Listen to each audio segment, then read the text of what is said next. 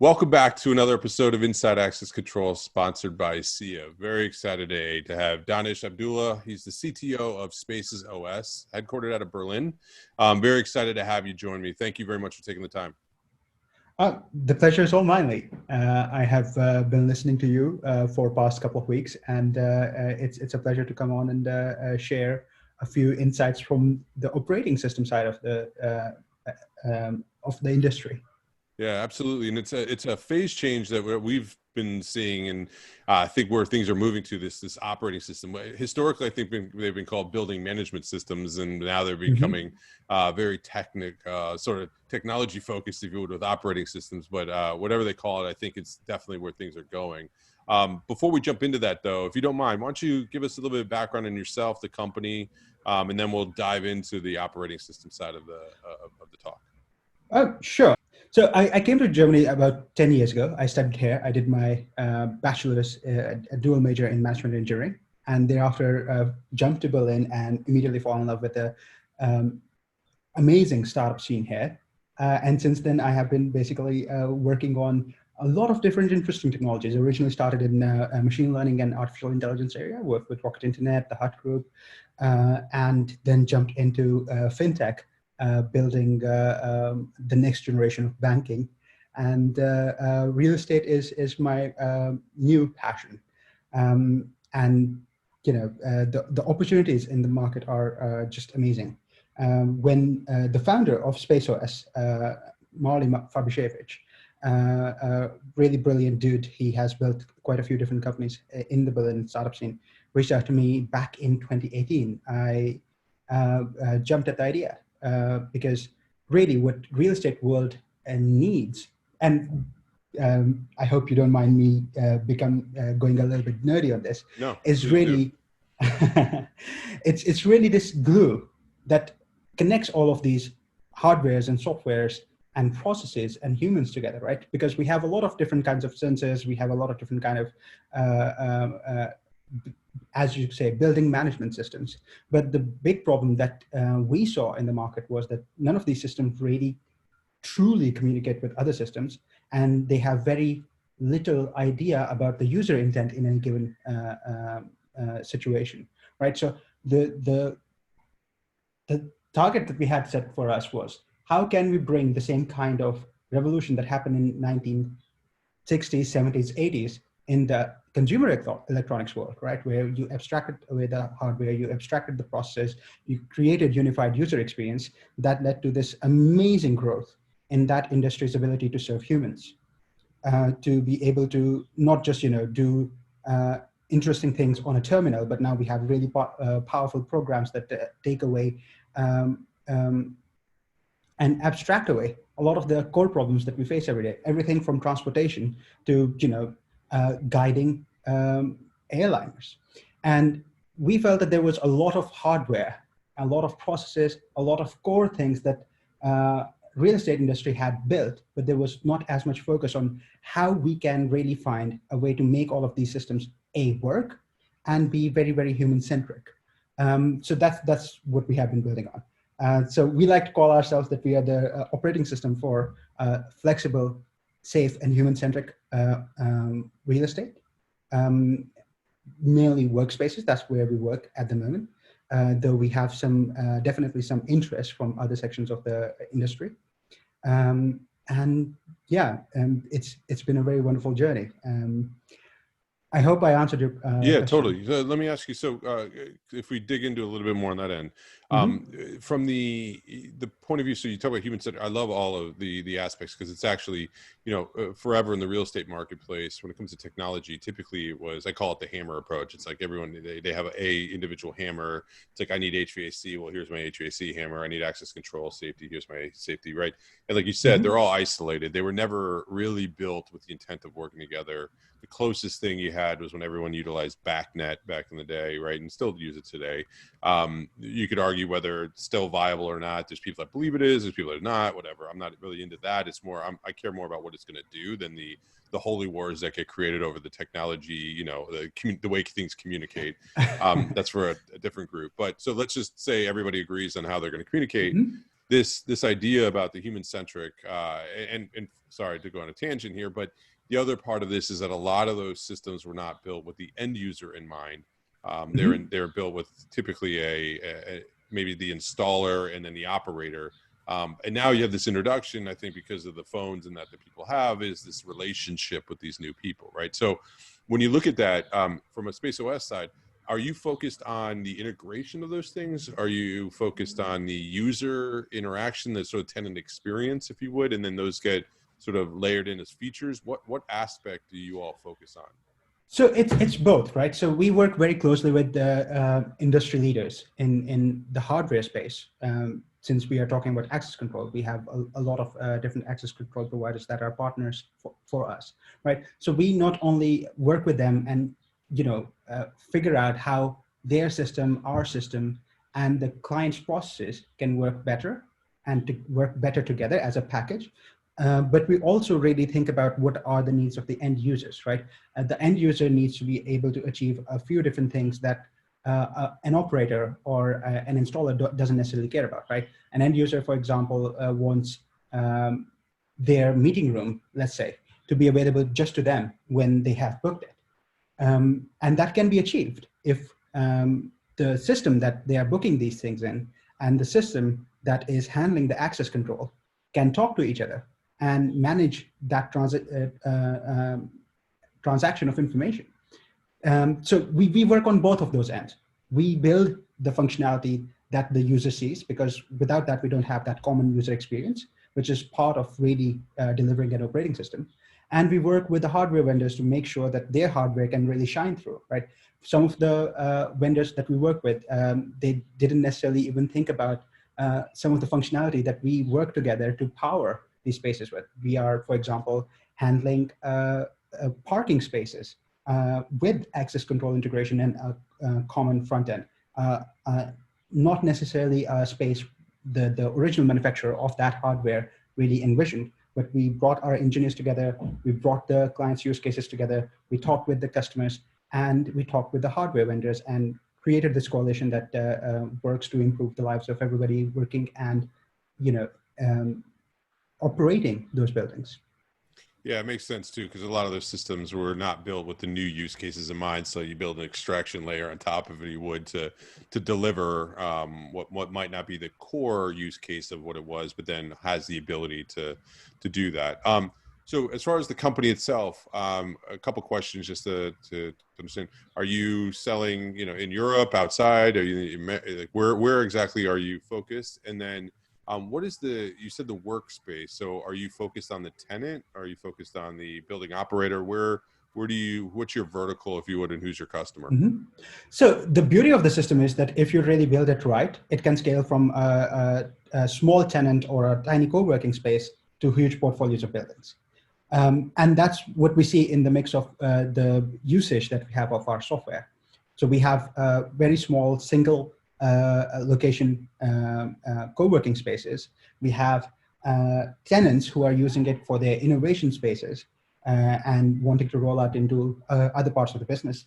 And we have portfolios like Immofinanz here in Europe. It's a pretty big portfolio across 7 countries and 20 locations.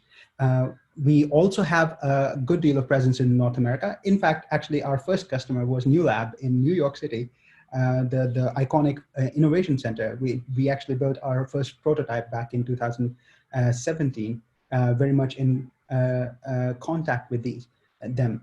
So coming back to where we are really, really focused.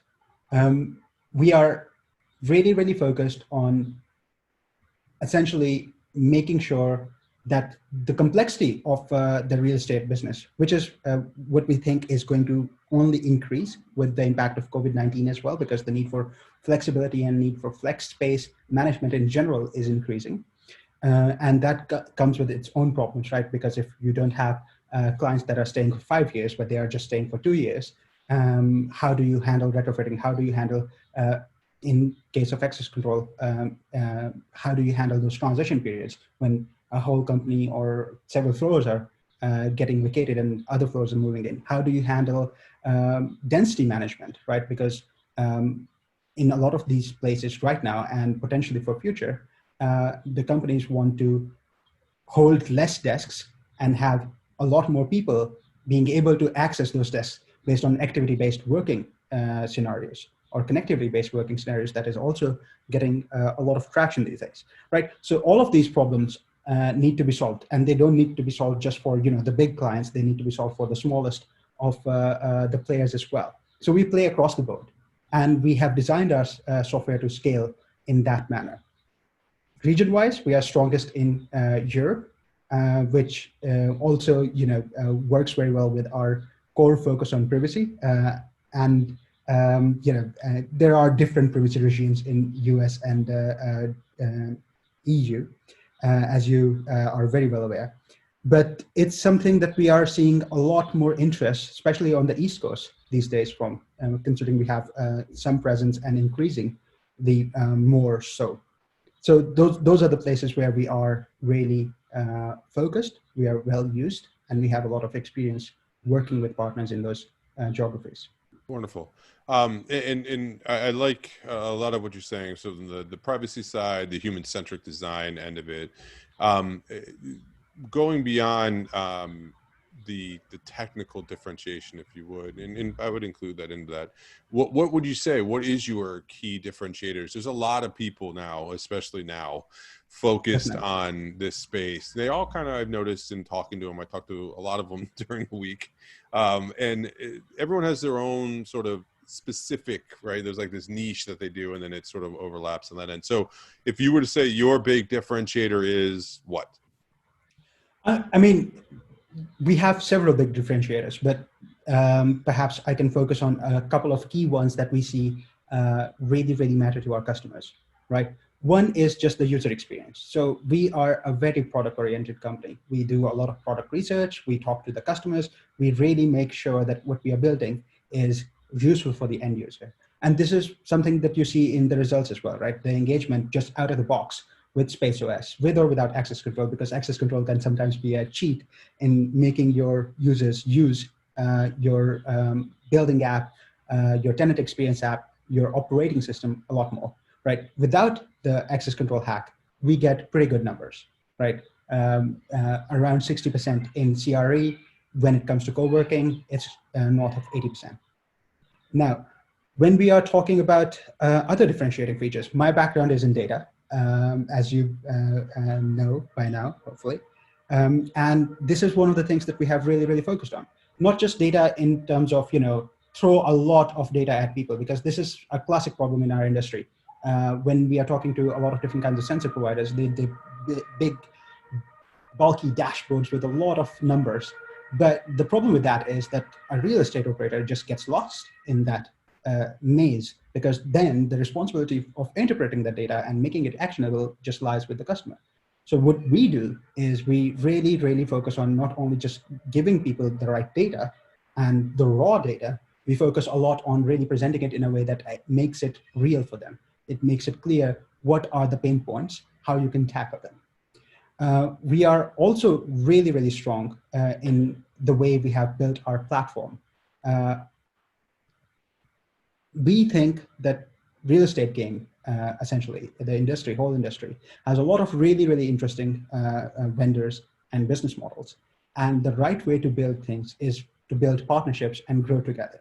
Right? This is a sea change that is happening in the big SaaS class on the planet. And we don't think that one company is going to do it. I think that it's going to be a lot of partnerships. It's going to be growing together. And that's sort of the coalition that we have been building. We work very closely with any kind of hardware vendors, any kind of software vendors, and we are soon going to open our APIs completely for any third-party software developer who wants to do something that helps our common clients. You're free to do. We want to build that kind of ecosystem where higher level algorithms, higher level technology can be unlocked, built upon a very stable, very friendly platform for everybody playing in the real estate industry. And lastly, I think one of the key things that we learned very early was that when you are going through this kind of change, it can be very hard for traditional real estate players. This is not necessarily a world that they have been playing very comfortably in, where they are connected directly to each and every one of the employees of their tenants, and they have so much data coming in, and they have a lot more operational and brand exposure to the employees of the tenants. So we actually help really train them, we onboard them, we give them the tools and knowledge, and we keep that knowledge transfer up as long as necessary so that they can really have a smooth ride into this new paradigm which we are entering. So these would be the things that I would say that our clients really love about them, our potential clients really love about them as well, about us. And we often win our contracts because of the self-same reasons. No, that makes sense, and I do think this goes more mainstream, because that's what's happening, right? Where the demand is finally, I think, equaling the focus that we see for the marketplace, and frankly, I think it's solving a real value proposition that COVID has really exposed, that we're seen before as nice to haves, now are must haves, especially as people want to go back. And it's unfortunate it takes a pandemic to create this sense of health and some of the product. Now, hopefully, and what I like about what you're saying is that the thoughtfulness is there and the design around the whether it's also everything from partnership type approach of knowing that you're not going to do it yourself, you're going to need good partners, the data centricity, which in my opinion is really focused around care for the end user on that end, because doing the right thing with people's data is probably more from an ethos of an organization that cares about people versus just straight making money, which I think you could balance the need to make money with actually caring about people. Absolutely. Yeah. Crazy idea, I know, but it is. I mean, and to be fair, the as things have shifted, the business models have to shift as well. And before they were aligned for different use cases, they're new use cases now. So all that stuff is under attack, if you would, of needing to change in those phase changes. So I'm very intrigued by the approach of the things that you said. They align a lot with a lot of the phase changes that we see and the trends that people are going. So it's exciting to hear a company that is focused in that direction. If people want to find out more information to get a hold of you, but then also learn more about what we discussed, where's the best place for them to go? There are a few different places. You can shout at us on Twitter. You can just find me on LinkedIn, Danish Abdullah, or SpaceOS directly, and just reach out there. Or you can drop by our website on spaceos.io, and we'll be happy to hear from you. Thank you very much. Appreciate you making the time. Thank you very much. The pleasure is all mine.